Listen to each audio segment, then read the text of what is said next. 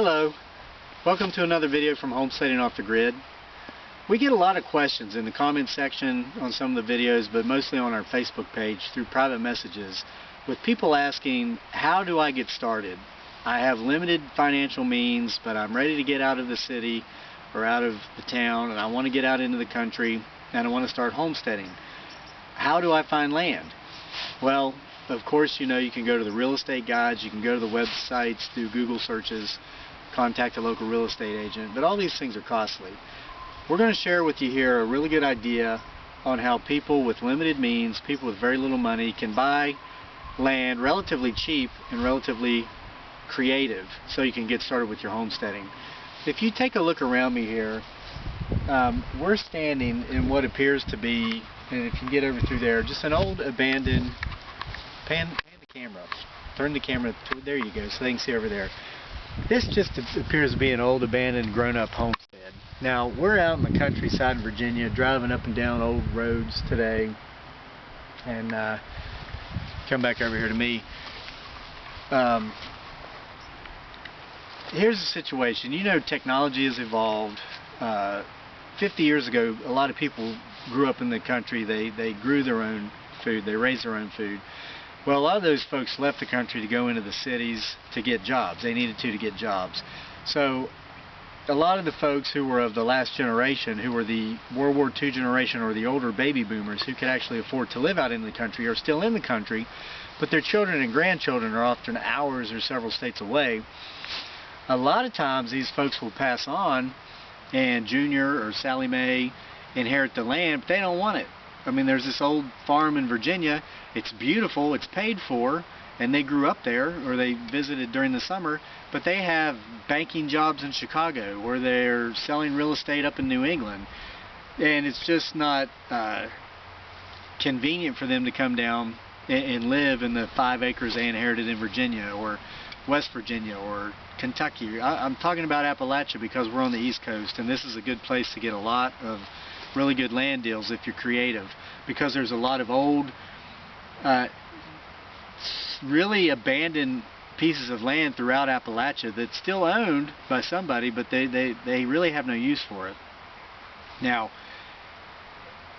out in the country, everybody knows everybody else, and they know each other's business. So if you're out and you're looking around at property and you find some old abandoned places that looks like it's not well cared for, and as you can tell by the vines growing up on this place, it's been a long time.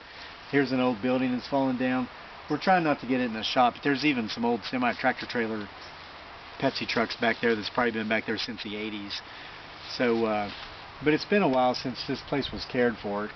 We could probably go up and down the road right now, find a house where somebody's living and say, hey, sorry to bother you, but we just wanted to see who owns that land because we're interested in getting some land out here in the country. They could probably not only tell us who owns it, but how long they've owned it and who they kissed first in high school back in the 1940s. Secondly, you can go to the county courthouse and just go to the court recorder and say, hey, we're interested in some old land, or any land really that we could buy just from paying the back taxes on the land. It could be whoever owned this land has passed on, whoever inherited it has passed on, and the property taxes on the land hasn't been paid for 20 years. And maybe there's $1,800 worth of property taxes due on this piece of land. If you go to the courthouse and you pay those property taxes, you assume the title of the land, so you can actually get the land just for paying the back taxes. You probably knew this if you know anything about real estate. And those deals are hard to find because there are people in there scouring. They're going to the courthouse every day, scouring the records, looking for those opportunities. So a more practical opportunity is just go out in the country, find some land that's not being taken care of, and talk to people.